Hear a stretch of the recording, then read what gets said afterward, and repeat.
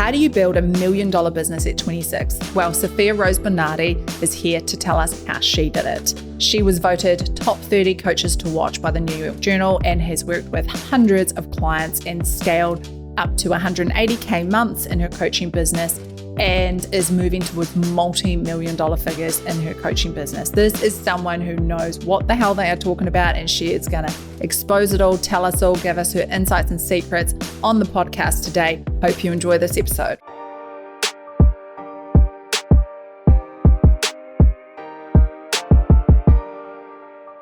Kia ora everyone, welcome back to the podcast. I've got an amazing guest for you today, someone I've been really wanting to get on here because she is going to blow your mind. We've got Sofia Rose Bernardi. She is a business coach in the seven figures, currently earning about 180K a month. Hectic results. So she's in Australia. She's been doing this for a long time. She's got some really cool business strategies she's going to share with us today. She's going to dive into some of her story and how she got into this space. But then we're really going to pick apart what makes her successful and the things she really changed inside of herself that truly had the biggest impact on her getting this result, because the result has just happened as a symptom of the changes she's actually made. So hey, Sofia, welcome to the show. So cool having you here. Thank you so much, Lilia. I am so excited to dive deep with you today. Can you give everyone a bit of an introduction to yourself, where you're from, where you live, how old you are, so we can just really get a bit of an impression of who you are? Of course. So my name is Sofia. I am 28 years old. I live on the Sunshine Coast in Queensland, Australia. I have a beautiful partner. We've been together for over 6 years, and we are both business owners, and I help coaches to start, grow, and spaciously scale their business, a really simple and sustainable way, because that is really the business model I have built, where I have a lot of spaciousness and freedom in my days and in my weeks because of how I've structured the business. And I'm really passionate about helping other coaches to be able to do the same. Funnily enough, me and my partner have been together 6 years as well. Oh, that's amazing. Yeah. It's a good amount of time where you, I guess, really know someone super deeply. But we've just been together ever since we met. And I feel like every year our relationship just gets better and better. So I feel very grateful for that. Yeah. How long have you been doing coaching now for? Pretty much the same time. Like when I met him is when I started, coincidentally.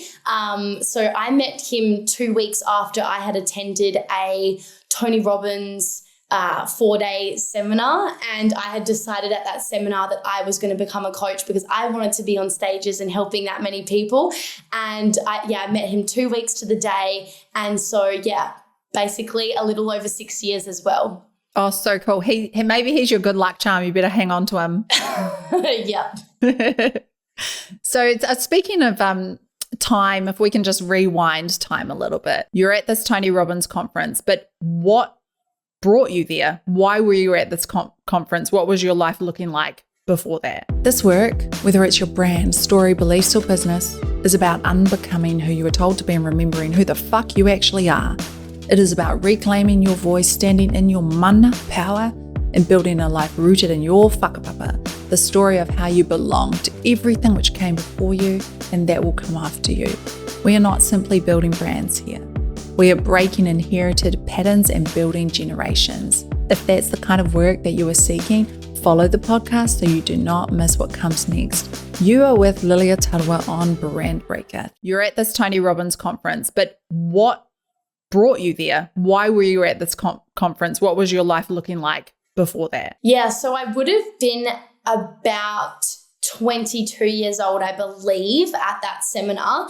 And the reason I went to it was because that previous year, I had gone through a really big breakup with a beautiful person. Like, it wasn't like toxic or anything like one of those stories, but I think that almost made it harder in a way for me because I had this belief that that was my person and we were meant to be together. And now that we weren't, I just felt completely broken. I also didn't have very much self-worth or belief in myself at that time. And so losing him at the time, I felt like was the only good thing I had in my life at that point. And so I just felt really lost, really stuck, my life was just in shambles. I had no idea what to do with my life either. Like at the time I was just working casual jobs in hospitality, and I was just such a lost soul. So basically no confidence in myself, no purpose, going through this breakup.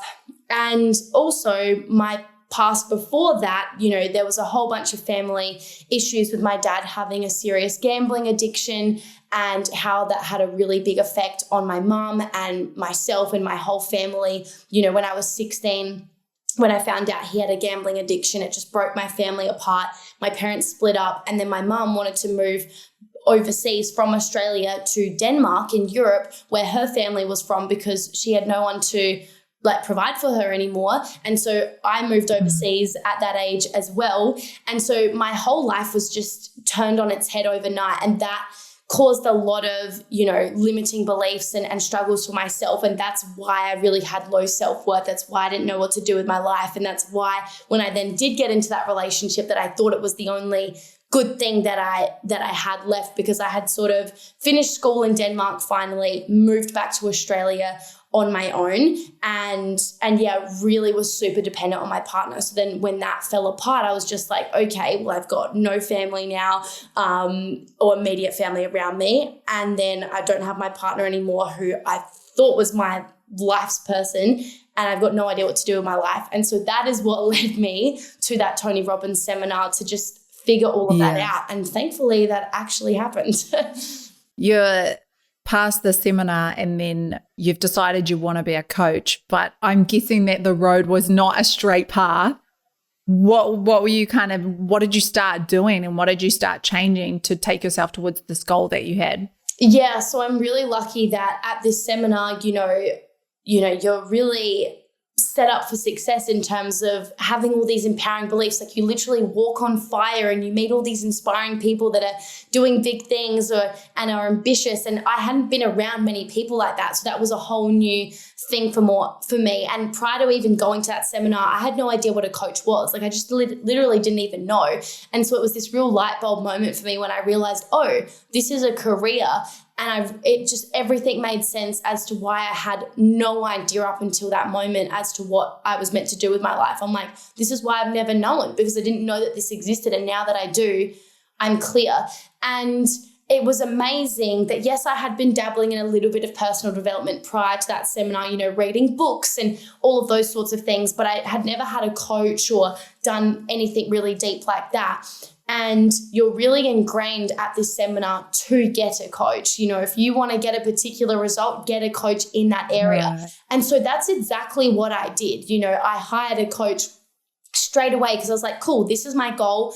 I want to get a coach to help me become a coach. That's what I did. I signed up to the first person that I knew of that was doing that. And what I now know upon reflection is that guy was very early on in his business too. He had 6 clients at the time. But to me, I was like, 6 clients? If I can get 6 clients, that is a dream come true. So I literally did exactly that. I hired a coach and I started learning, and it was a really tough journey. I was so naive. I had no idea what I got myself into. The amount of mindset and strategy and skills you need to learn to become a business owner is not easy. And then on top of that, a few months passed, and then a global pandemic hit, and that certainly added more complexity to the process, and also was a gift at the same time in certain ways as well. What was the hardest part when you say it was tough? Like what did you find the most hard during that process of changing and starting your coaching business? Yeah, definitely. I mean, putting yourself out there online in front of friends and family who have perceived you a certain way this whole time, and now you're all of a sudden helping people. I think there's a barrier to overcome there. And then also just genuinely the skill of like, who am I helping? What am I talking about? What do I post about? How often do I post? Like there's all of these questions that, now to me are seemingly small, but back then they were huge questions. Like even just talking on my Instagram stories was such a big deal. And then I didn't know what marketing was. I didn't know how to sell. I didn't know how to price something. I didn't know how to, package a program. I just knew nothing. So I think you just feel like this baby turtle, and there's just so much to learn all at once that it's quite overwhelming. And I think if you think about a toddler, like a literal baby, they have these tantrums and these big emotions come up, and it's so valid because everything is so big and new and scary. Like learning to walk is a big deal, and there's just so much going on around them and all of these firsts. And I think the same thing happens regardless of your age when you do something new for the first time, such as starting a business. There's just so much information and also conflicting advice depending on how many people you follow and all of these things, that it can be really confusing. And I've noticed my brain do this with anything I do for the first time. Like I remember when I also started learning about health and fitness and macros and calories and steps and metabolism. It's so overwhelming, and I've noticed my brain do that with every new area of my life. So it's not just business. I just think business is this big beast of like there's a lot of different things that you have to learn, and I think it's just super, super scary. Yeah, that's so true. There's so many moving parts in business, and there's so many skills you have to learn as a business owner, especially if you're kind of starting your own thing as well. How did you kind of go, okay, what am I going to do with all this overwhelm? Where do I start? What was the mindset that you had to adopt in order to really make your coaching business successful? So I think part of me was just so excited. So to give you some context, the reason why I decided to become a coach was because I had been stuck for many years, basically from age 16 to 22, I believe I was. Like all of that time, a lot of that, I'm not saying I was miserable the whole time or anything like that, but for a big chunk of that period, I was a lost soul with it in regards with what to do with my life. And I really had all of these beliefs because of my dad and his gambling addiction. I had researched online like, oh, the kids are screwed if you've got a family member with addiction. Like I had these narratives. So I sort of really thought, well, I'm never going to be successful. I'm never going to amount to anything because all these blog articles have told me that. It was like just really drilled in my brain. And thankfully, I found Tony Robbins and also just other really inspiring people outside of my like immediate bubble and network, and learned that there are a lot of people that have gone from a rock bottom moment to now creating an incredible life, that it built evidence. But going to this seminar in particular, with it being 4 days, I couldn't believe how I could go from feeling so confused and lost to just feeling completely different and clear within a 4-day period. Like I had what felt like made more progress in 4 days than I had in 4 years, for example. And I was like, wow, there are so many people right now that are struggling, that are taking years to learn a lesson or move forwards because they don't have these tools that I now have. And I really wanted to help people with that because to me, I was like, this is amazing. I literally have the skill set to build confidence. I have the skill set to find your purpose. And so I was just excited and naive. And so despite there being so much fear around what to do, am I too young? Am I ready? Am I good enough? There was a bigger part of me that just wanted this more than I didn't, because I almost decided to not start because I was like, who is going to buy from a 22-year-old life coach with no university degree, no college degree, no experience, no achievements behind me other than I had gone from feeling lost to feeling confident. But like I said, I just wanted it so badly that despite all of the very valid and logical reasons why not to do it, I did it anyway. So I guess my mindset was really just really infused in passion and excitement, and that led the way to me just testing things and leaning in, and funnily enough, a lot of what I, was playing around with in the beginning, like running events and challenges in a private Facebook group to help people during COVID and things like that, funnily enough, is still some of the fundamental things I do today, 6 years later in my business, that now contribute to making hundreds of thousands of dollars a month. The difference is I'm just way clearer and way better at it, but I'm still doing some of those fundamental things today. So yeah, a bit of naivety and a bit of excitement, to be honest. And then definitely having a coach a step of the way too. Yeah, you almost do have to delude yourself a little bit though, or at least it feels delusional because you've believed one way of being for such a long time. Yes. And then you're now believing something different. You're choosing to believe something that seems so outside of your grasp that it makes you feel delusional. But you do need to go, okay, but I'm going to keep believing in this, that this is going to happen. And I've got motivation towards it, and I'm going to take action towards it, even though I don't have the evidence of it right now. Yeah. But I can look outside of myself and go, well, that coach is doing it, and that person did it, and she did it, or he did it, or they did it. So surely I can do the same. Yeah. I'm always like that in my business too. Like I look at the big names on big stages, like, Tony Robbins, Russell Brunson, Alex Hormozi, Brene Brown, all these big, massive names, Esther Perel. And I'm like, at one point, they didn't have a personal brand. Yeah. At one point, they didn't have a business.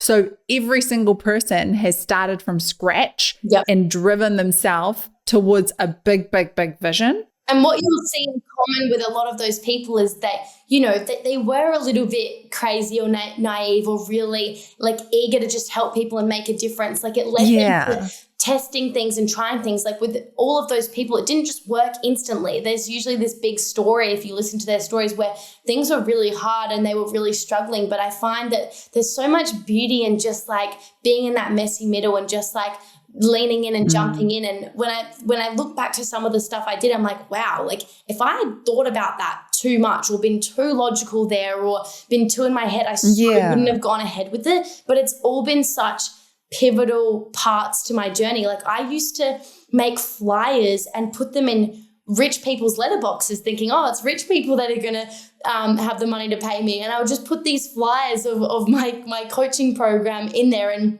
you might be wondering, how do you know that they were rich? And I didn't. Their house just looked really nice. So I'd put it in their letterbox. And it was bucketing down with rain. I'd be doing that. And not once did I get a result from that, mind you. But it's it was that serious burning desire and passion and excitement to help people and make a difference that led me to doing those things. But if I had thought about it too much of who's going to read that? They're going to think it's just spam and promotion. They're not even going to open it. They're just going to throw it in the bin. Mind you, that probably all did happen. But if I had thought about that, do you think I would have done it?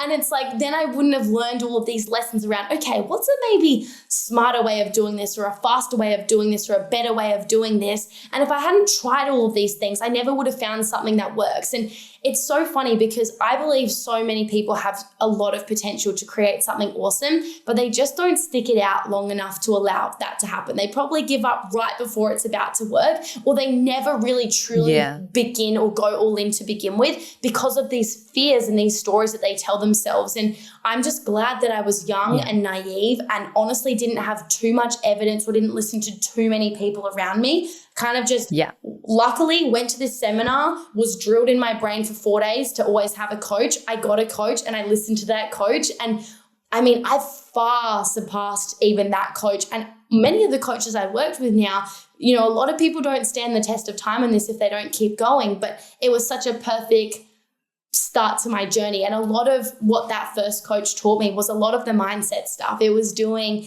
all of this inner work to actually show up more so than the strategy. And I just had that confidence from that inner work to go do all of these things and figure it out. When you tell that story about delivering flyers in the rain, it's funny. Me and my little sister were jogging. She's 21 at the moment. We were jogging the other day and we were brainstorming about my business. And she's like, do you think we should just go start dropping flyers around houses? And I'm like, look, there's so many better options these days with the world online. You can access people so much easier. Yeah. But I had this vision of you, young Sofia with your hair stuck on your face in the downpouring rain, just handing out flyers. And you have to want it, right? You really have to want it and be willing to put in the work to do it.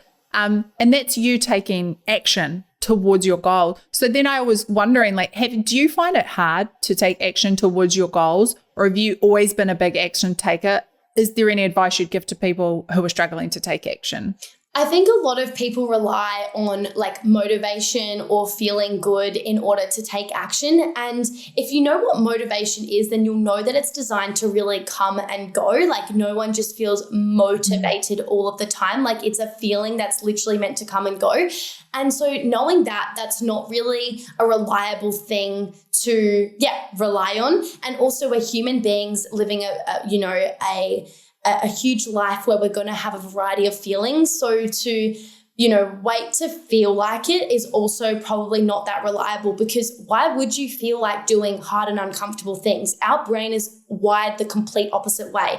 It wants to make you as comfortable and as safe as possible. It does not want you doing a single thing that requires effort. That is why going to the gym, going for a run, starting a business, doing anything, new or different, it can be such a fight in the beginning for people that haven't built the habit and the discipline around it, because it's effort and your brain is like, don't do it. It's not even going to work. It's going to be really hard. You're going to hate it. It will do anything to make you just sit on the couch and not do anything, because our brain is wired for survival. And to survive, you need to have energy and you need to be in this fight or flight mode. Like you need to have that energy ready for when there's an actual threat there, that you can use that energy to save yourself. But we don't live in a world, well, many of us don't these days, where we're under threat on a daily basis, where a tiger could come and eat us. And so we need to sort of fight against our brain in a way, because if we were to just listen to our brain and how we feel and whatever we feel like, we just honestly won't ever do anything. And if you look at society, like most people don't go out of their way and do above average things with their health, their relationships, or their career, because it requires getting out of your own way. And so what really helped me, and whether I think I learned this, to be honest, from, the books I was reading and Tony Robbins and stuff. But anyways, whether I was aware or not, I certainly am now. What I learned that you need to rely on more is actually drive. And your drive comes from having a strong why. So if you want something more than you don't, you will find a way and you will do it. Whereas if you don't have many reasons why something is important to you, you're not going to do it. And so I go to the gym every single day because of a variety of reasons, of how it makes me feel, how it makes me look, how it makes me perform, how it makes me show up, versus if I just was going to the gym because you should go to the gym, that's not a very compelling reason to get up in the morning and go and do that, and same with all of the actions in your business. If you just isolate the task of you have to post on social media, that just sounds like effort. Whereas if you've correlated to that's going to get you in front of more people, getting you in front of more people is going to have people reaching out to you, and that's going to lead to clients, that's going to lead to money and impact and all of this thing. Now all of a sudden you want to do that. And so you've just got to have lots of reasons why, and drive is something that's not going to go away. My reason why doesn't disappear.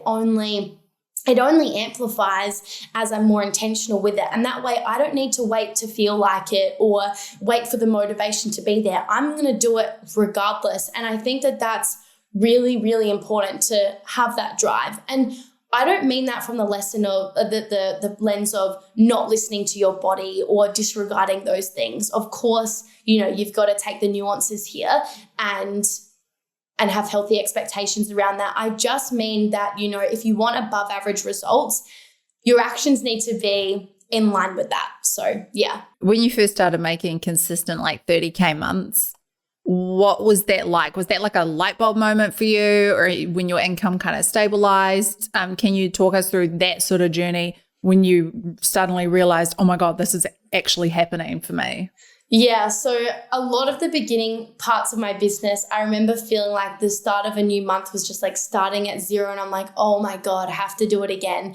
And it was just this exhausting thing. But then when I learned how to structure things a little bit better, like having a group program and having monthly payment plans and, charging a slightly higher ticket than I was originally and all of these things, the income slowly started to stack, and I started to create that reoccurring revenue. And all of a sudden, every month it got easier and easier to make money because I had money coming in from past efforts. And that started to compound. And so those 30K months started to feel a lot easier. Yes, there were a number of challenges, and my brain definitely got in the way on the regular, being like, next month's going to be different. It's not going to come back. It's all going to go to the ground. Like, I definitely had those thoughts every month for like the first 1.5 to 2 years in my business. I'm not going to lie. Yeah. But then eventually you just realize, okay, I think you've said this before, Sophia, and then it's all been fine. And then, you know, like my friends would literally make fun of me and they say, you always say you're not going to reach your goal, Sophia, and then you freaking do it every time. And so now I've had this evidence enough where like I've proven myself wrong and built this safety of like,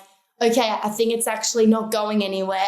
And that's really just come from the consistency of showing up, regardless of whether those fears were there or not. What are the core things and core steps that you had to take to reach 180K months? My approach and my mindset in the beginning of my business was like, I was constantly looking externally of like, this person says do this, so do that. And like everyone would say something different. And I was like dabbling in a million things. And that got really exhausting and overwhelming. And then I don't know what my turning point was, but one day I realized, like, what if I just went all in on one approach and actually committed to the mastery of that? And it was really when I made that decision to stop listening to what all of these other people are doing and changing my strategy and resetting my approach every month or every few months, and instead just committed to something that actually I wanted to do and actually felt good. This is where results really started to come in, because I would fall for people's marketing. Someone would say, send 1,000 cold DMs a day and you will make 6 figures a month or whatever. And I'd fall from like, okay, that must be the way. I'm like doing it wrong. And I would spend $18,000 on this program only to be taught an approach that I can't stand. And I'm like, oh my God, this can't be right. And then I would hear the next person being like, you just have to feel your way to success. You don't even have to do anything. And I'm like, oh my God, which one is it? It was so overwhelming. And when I realized like, oh, this is all marketing. And also I realized like none of these people are necessarily wrong. Given they're being honest, they're making these results because they're going all in on that. They're not dabbling between this and then this and then this, you know. So it taught me this powerful lesson that, oh, all these ways actually work. Why don't I just go all in on the one that I want to work, that feels good for me? And so I actually trusted myself for the first time. I still had support, but now support from someone who has the life and the business that I actually wanted. And I sort of, you know, took that, everything I learned and everything I also didn't want, and disregarded that. And I sort of created my own process. And so to answer your question, that process, you know, ended up being visible consistently on social media organically. So, you know, at one point that was posting in Facebook groups. Now it's just posting on my social media alone. And now I've added on ads, but that's all this, that comes under the same umbrella of just like get visible, just like what you help people do around getting visible and seeing, like that's the top and that's the start. And, you know, the better you are at that, the easier your business and life is going to be, right? I do see this. Those that have a bigger and higher quality audience have an easier time growing. Doesn't mean you have to have millions of followers to be successful. I don't. I'm doing just fine. But you do need an audience of some description, right? You could sell all day to your 2 followers, but unless you grow your audience, like, you know, it's going to be really difficult. So I was implementing ways to get visible consistently. Even what we're doing right now is going to help you get more visible and me more visible. We're both going to market this one episode. And so there's lots of things you can do, and you just got to do whatever's sustainable and feels good and right for you. And so that's what I would do at the top of my funnel. Now this is heavily like, I'll post once a day on social media at least. And then Facebook ads is a big driver now.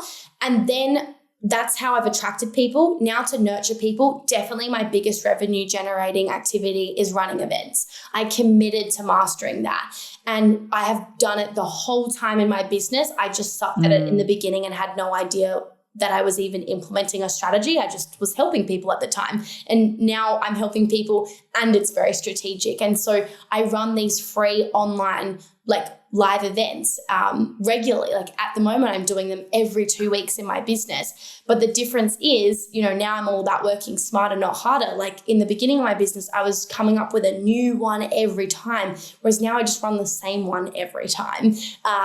And then I direct those people to a sales call and then they purchase. And so notice I didn't say I'm doing this, this, this, and this, and I'm doing this, this, this, and this, and blah, blah, blah. Like it's like literally traffic to an event to a call to my one offer, you know, and it's just such a simple funnel. And yes, it's simple, but that doesn't mean it's not also complex and there's not lots of layers to it, because anyone can run a sales call, but do you know how to intentionally do that? Do you know how to handle objections? Do you know how to build rapport? Do you actually have a no-brainer offer that people want to buy? So of course there's layers to each of these things, but when you commit to the mastery of it, once you've mastered it, now it's really worth your time amplifying it and leaning into it, and it becomes this predictable revenue stream. Like, to me, I know every time I run an event, I'm about to make a lot of money because I'm doing the same process every time. I'm not reinventing the wheel. Whereas in the beginning of my business, when I was constantly changing things, it was no wonder I had so much uncertainty about if or how I was going to sign clients, because I was just changing every variable all the time. And I don't have regrets around that because I learned that way of what I wanted to do and what I didn't. I think that a part of that is normal. But then when I realized that, you know, always work if you just master it, I just went all in on the approach that feels the most scalable to me. So the point is, pick something, stick to it. Yes, quite literally. Yeah. You know, imagine you have this podcast and, you know, once every few months you dropped an episode, or once every few years. Like, I'm not subscribed to podcasts that are inconsistent. Like, seriously, if a podcast that I listen to and I'm not subscribed to many are inconsistent, I will actually unsubscribe, because I only, you know, want a few people in my head. I don't want too much noise to begin with. And so I want people that it's going to make an impact. So I don't find any value in things that are inconsistent. I feel unsafety with that. And so when you look at all results in every area of your life, imagine if your partner only sometimes connected with you, only sometimes treated you well. It's like, what is that? Or imagine if you only sometimes went to the gym. You can't expect abs and all of this sort of stuff from every now and again paying attention to it. It's the consistent reps that gets you the results. And so that has been a huge needle mover for me in my business. But why do people find it so hard to be consistent? Because most people suck at long-term approaches, right? Most people want that instant gratification. Think about when you go on social media. I can open my phone right now and I can get dopamine hit after dopamine hit. And the moment something isn't even slightly interesting, I can just scroll and get the next exciting thing. And so we live in this world where you can get access to feeling different things and experiencing different things so quickly and easily that the moment something is boring, uncomfortable, hard, or doesn't bring you instant results, it's like, why would I do it? Like, I'm not gaining anything from it.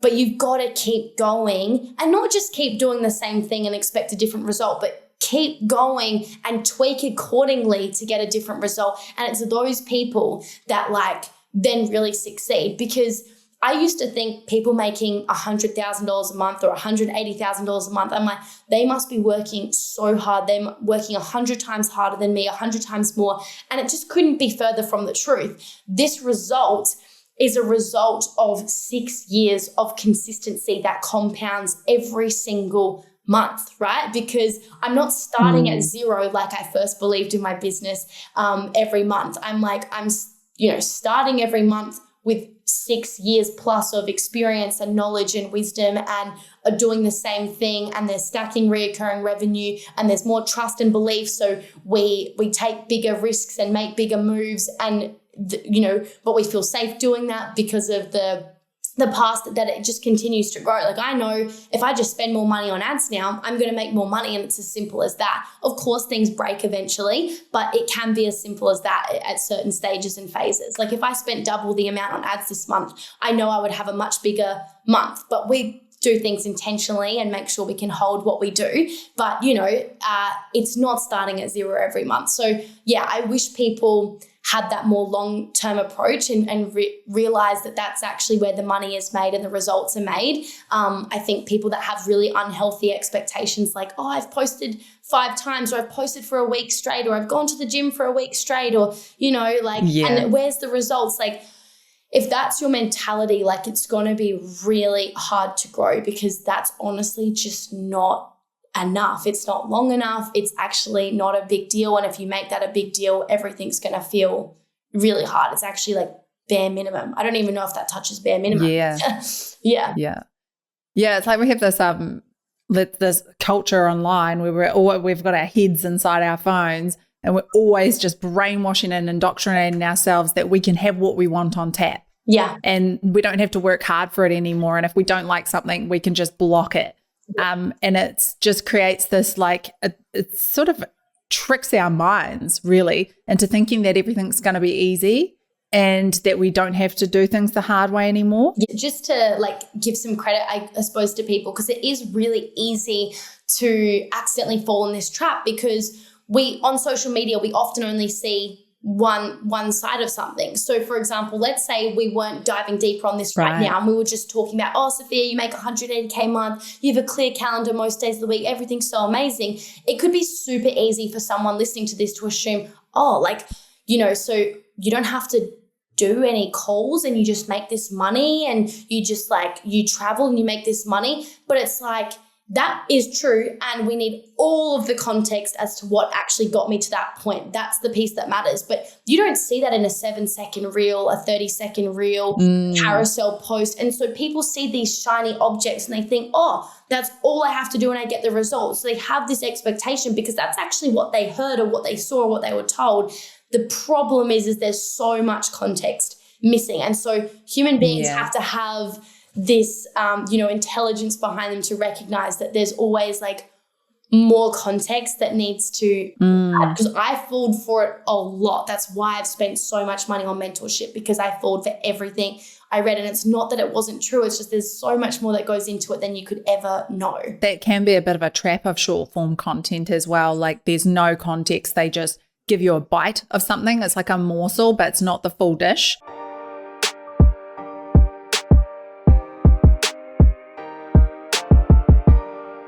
You've unknowingly or knowingly built this really powerful personal brand that generates you a lot of income every single month consistently. Did you know that you were building a personal brand at the time? Were you just going about trying to build your business? What do you do to continue to build that personal brand alongside your business today?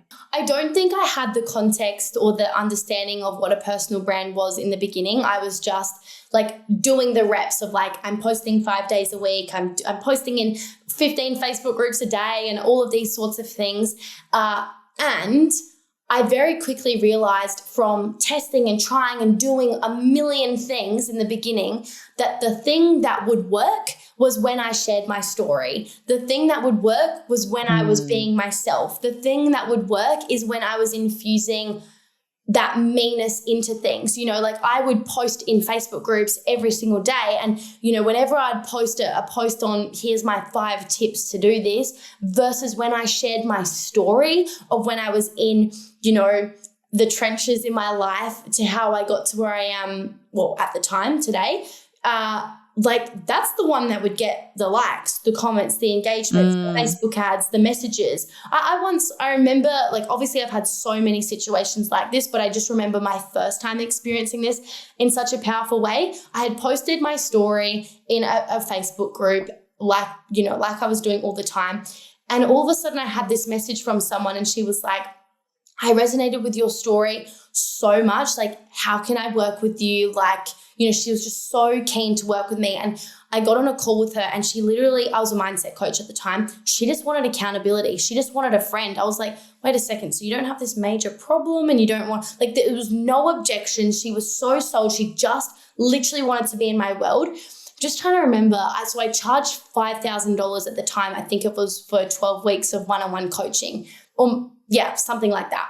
And she paid in full on the spot, and I couldn't believe it. The only thing she had consumed of mine was me sharing my story in a free Facebook group. That was it. And she messaged me and then she purchased that day. But then the coolest part is the next day she was like, you need to speak to my husband. He really needs your help. So then I got on a call with him and he wanted to start a coaching business.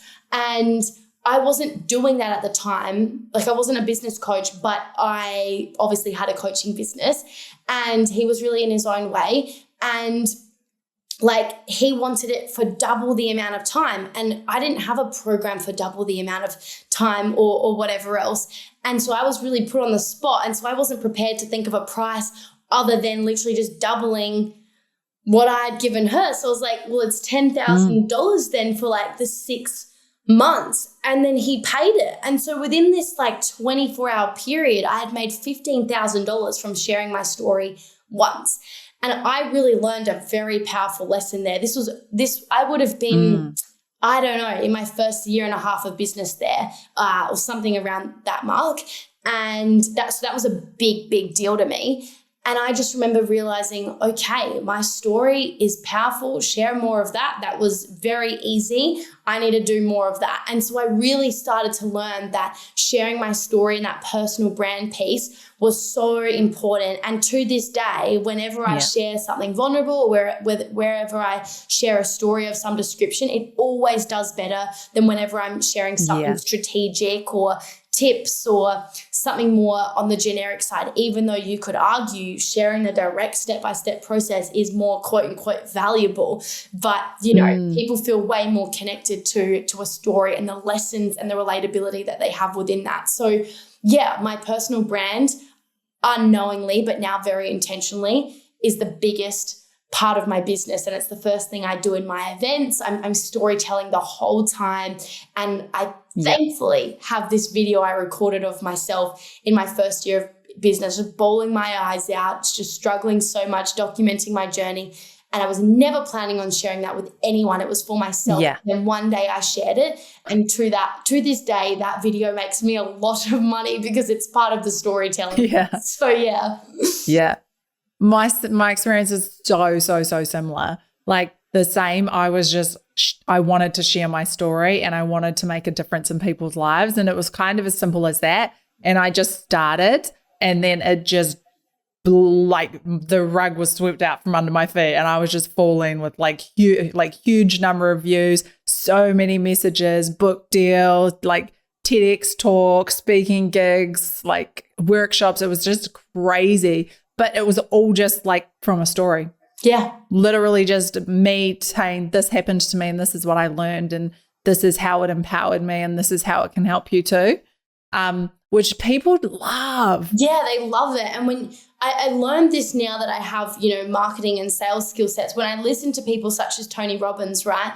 You know, I don't like listen to him as much anymore, but he was super pivotal for me in the beginning. But like, all he's doing is storytelling. Listen to just one podcast interview from him. Like he's sharing this, and not just he's sharing the same stories. He's like literally a broken record. It's the same metaphors, the same stories, the same examples, because he has nailed storytelling. And all of these big names have done that. And they know it. And that's why, like, there's a reason why he says the exact word for word same thing every time. He's not doing that because he feels like it. He probably does it. He knows that it works. And why would you change something that works? So his seminar, when I look back, like, he's just storytelling the whole time. It's stories, it's metaphors, it's all storytelling, and it's life-changing. And so, yeah, there's definitely magic within it for sure. If you had to start from scratch and you had nothing, what would you do today to rebuild your brand from the ground up to 180K months? I would definitely document the journey and share the story for sure. Like I would share the highs, the lows, everything in between. I would have my core brand story that's in line with, you know, the target audience I want to attract and who I want to help. And I would be telling that from a variety of different angles all of the time. I would still run events. I would run ads.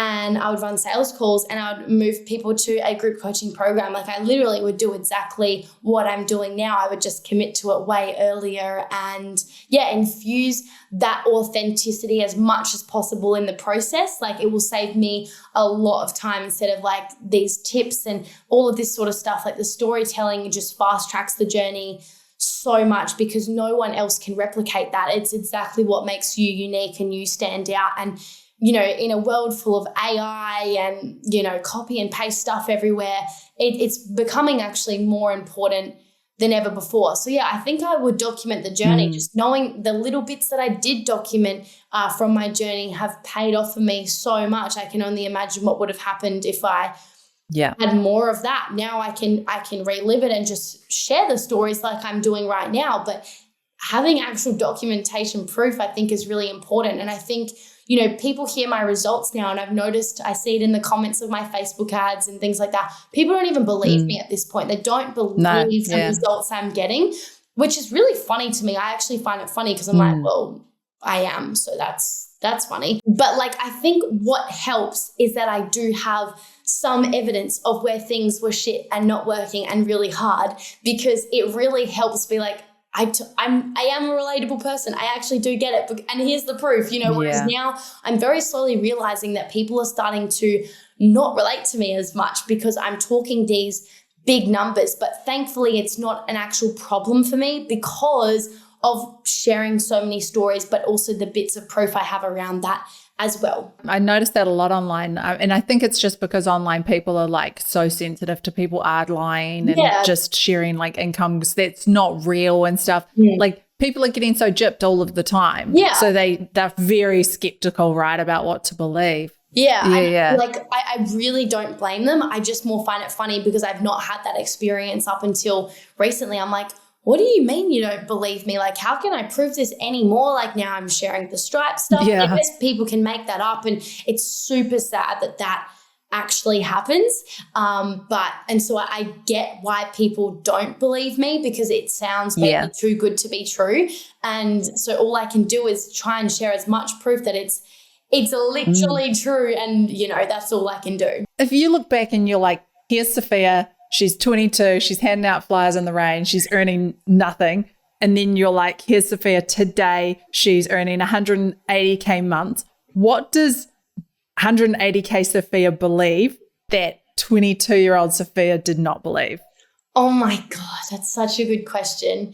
For starters, 22-year-old Sofia didn't even think about this stuff. Like, I wasn't even thinking about the money. I really wasn't. It was actually about signing a client, signing a number of clients and helping people or making this my thing. I don't even think I would have known that 180K a month or anywhere near that was like possible or even a thing. So I guess there was like lack of awareness, but also lack of belief. Like, if you had said to me, at 22-year-old, Sofia, in 6 years, you'll be making nearly $200,000 a month. There's just no way I would have thought. No way. Because I remember even 1 year ago, I was like, that is next level. There's just like, it's not that I didn't think it was possible for me. It just felt far away and hard, even just 12 months ago. So I just know 6 years ago me would have just not even been able to comprehend, because I remember thinking people earning what I'm earning now a year ago was like,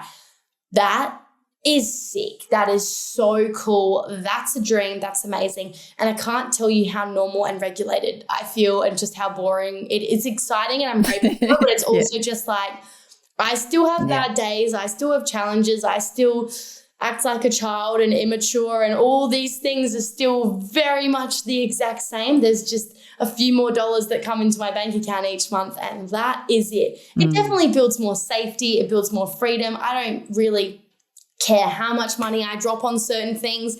And then other things, it will piss me off to spend $20 on something that I don't want to spend $20 on. Like, as in, I'm so the same.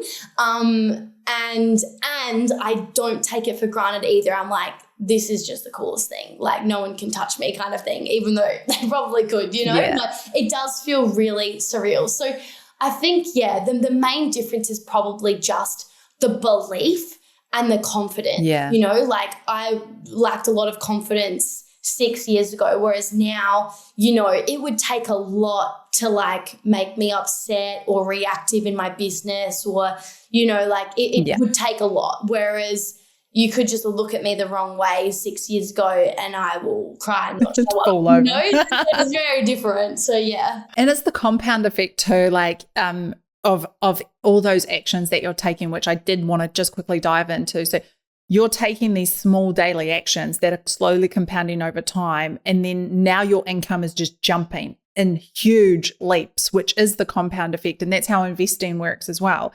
But I want to understand, what are those actions and those habits that you have crafted into your life on a daily basis that have created this 7-figure, going to multiple 7-figure business now?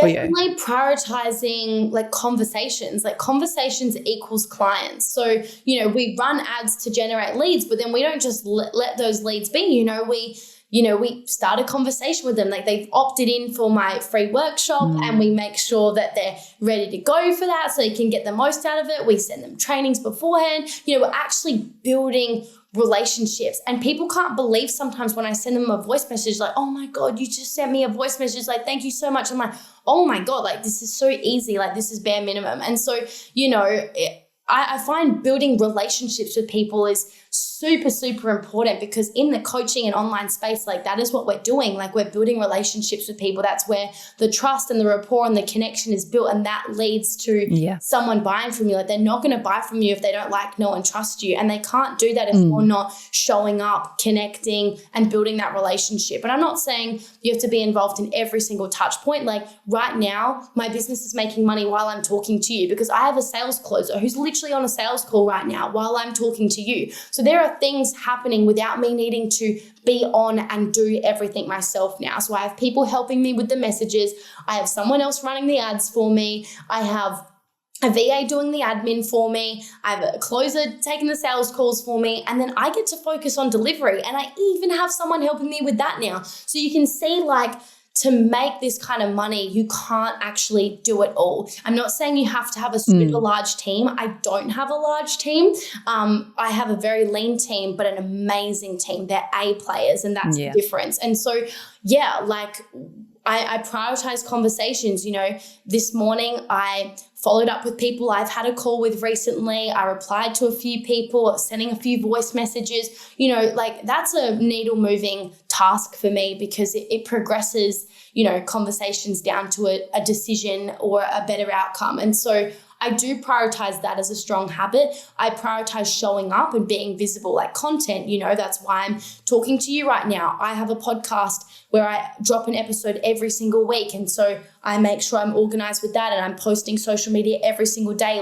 Just like I wouldn't forget to brush my teeth in a day, I'm not going to forget to post content or, clear my inbox and reply to people and things like that, because that's the needle moving stuff. And you might not realize it instantly, but when you start to make a lot of money, you'll see that it's very much correlated. Like, what can you do to have more conversations? Is that ads? Is that going viral? Whatever it is, do what you need to do to build your audience and leverage that audience with free value and high quality stuff that then takes people down that journey. Like, I actually had someone today, I worked with her. She was like probably I don't know which number, one of my first 10 clients. She was my first overseas client. And so this was literally 6 years ago.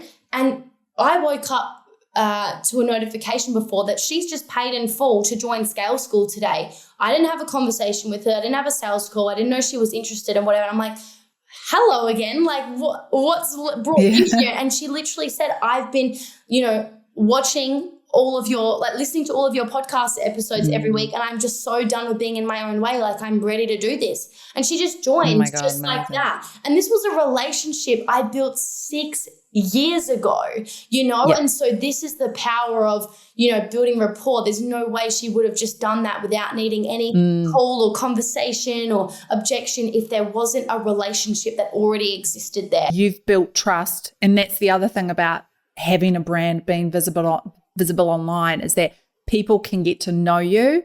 They know, like, and trust you, and then they will buy from you, but they won't buy from you if they can't have that, which is the other piece about why it's so important right now in this industry to have a personal brand online that people can, then you get things like this happening. People are showing up. And I mean, I even remember when I purchased your program, and I was on one webinar. Yeah. I think that was it. Yeah, and then at the time I was like, do I even like this chick? And then afterwards we got on one phone call and I was like, yeah, I'm done.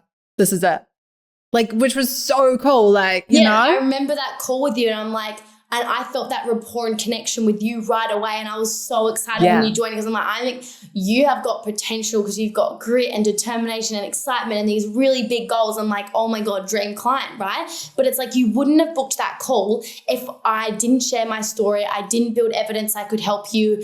And my marketing wasn't right to get you to that webinar to begin with. You know, I wasn't speaking into the desire you want or the problem you had. Like, all of that stuff matters. But I very intentionally share my story in my webinar, because you're not going to listen to me for an hour if you don't know that I can actually help you and why you should listen to me. So it's not like I necessarily feel like watching that video for the 15th, 100th time of me crying, or I feel like being like, hey, look at me, I make 180K a month. But it's really important that I share that to connect the dots of like, if you're here right now, you can go from here to here. This is like my evidence of me doing that. And what I'm about to teach you today is exactly how you do that. Now you're hooked and interested if you relate to where I was and you really want what I have. And that's the power of, you know, marketing and storytelling. And I think, you know, storytelling does such a good job at building trust so quickly, because there's often relatability and vulnerability and sharing the hard parts. If I only ever shared the top of the mountain,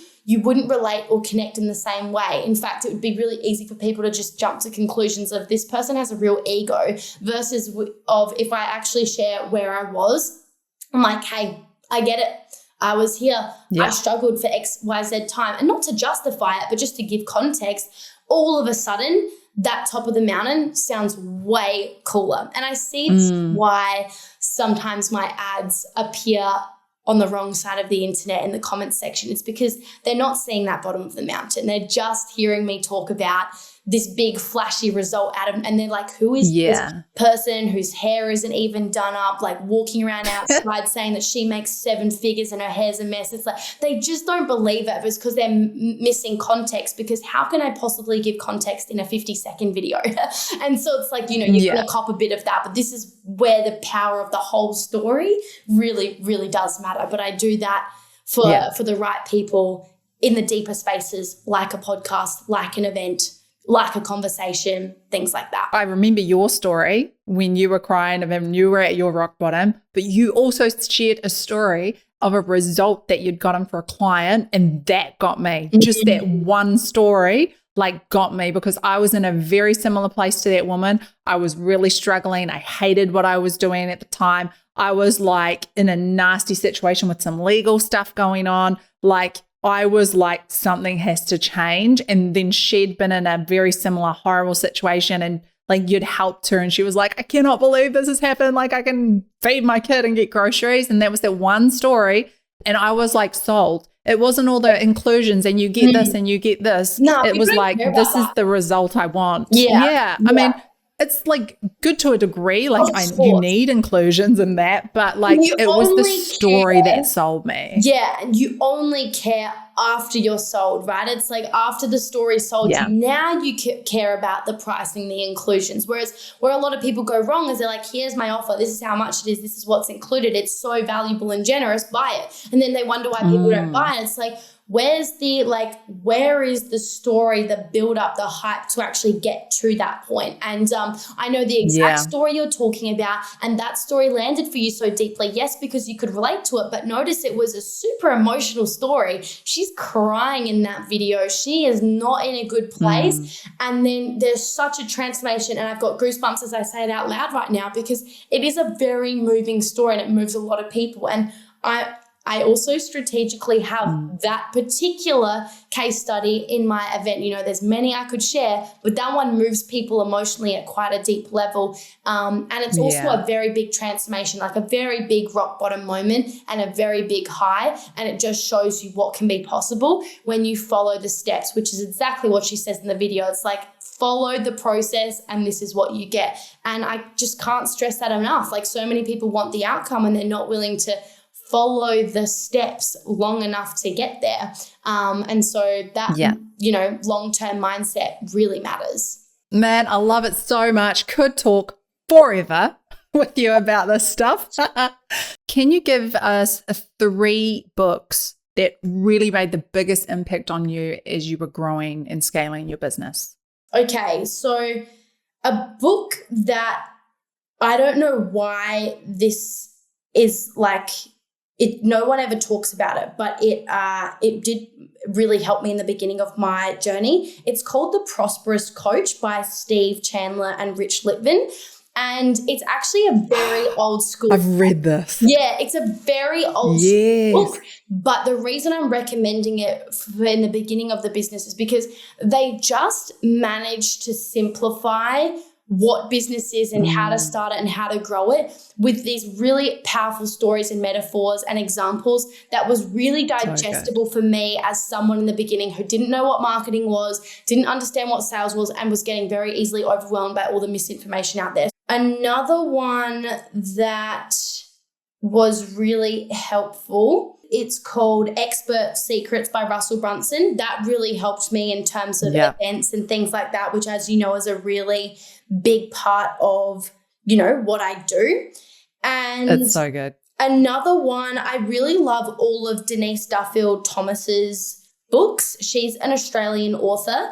I wouldn't even know which one of her books is the most powerful one because I actually find they're very similar, but she does have one called Chillpreneur. She has another one called Get Rich Lucky Bitch, which is probably what she's more known for. Love it. And I also like it just because, first of all, I feel like I relate to her. She's a very laid-back Australian, but I just love how she just really has normalized a healthy relationship with money. She has such an awesome mindset on money and making a lot of money. Like, she's made millions and millions of dollars and she talks about it so effortlessly. And I think that was super helpful. Last book that I recommend as a mindset one that was really pivotal for me is called I Am Enough by Marissa Peer. I listened to this when I was training for my marathon back in 2020, I believe, or 2021, one of the two. And I would just listen to it on repeat, the audio book. Like, I listened to it probably 3 times in a row, and it fully solidified for me that I am enough. And it just like gave me some really powerful mindset skills that have really stood by me. So they're the ones that come top of mind that I feel like would be helpful for people just starting out. Yeah. Amazing. No, they're all such great books, but I also love the I Am Enough one because it is the self-worth. Yeah. Like that's the biggest thing. If you're building a business and you're building it around yourself, especially a personal brand, it is about working on that in a self-relationship with all of your stories. We've heard that over and over. So amazing. Thank you so much for being here, Sophia. It's been awesome podcast. What are you doing with the rest of your day? I am going to go to Pilates soon, and then I've got a couple of sales calls, and I'm going to have a date night with my man, and that's about it. Oh, so good. Nice. It's the weekend here, so I'm probably going to call back my impatient little sister who called me, but then I've got to sit down and do some podcasting. I'll film some episodes now while I've got it all set up so I can just be creating episodes all at once. And then I'll do some podcast editing, but I need to do podcast outreach as well as DMing on Instagram because I've got a lot of new followers who need to know who I am and see if I can help them. So we'll do that. That will be my day. And then I'll settle in with my man who's not working today and we'll just cook or something. I'm a big foodie. So it'll be a nice relaxing weekend. For anyone who is listening, I'll put Sophia's links in the show notes as well so you can get in touch with her if you need. I hope people can tell that, I mean, you are as well, but I'm a very open book. So if you do have any follow-up questions or anything you'd like support with, I'm so happy to give further context or resources or give examples of things or send you a replay of my event that we've been talking about a fair bit. Like, just message me on Instagram at Sofia Rose Bernardi and I'm happy to answer anything.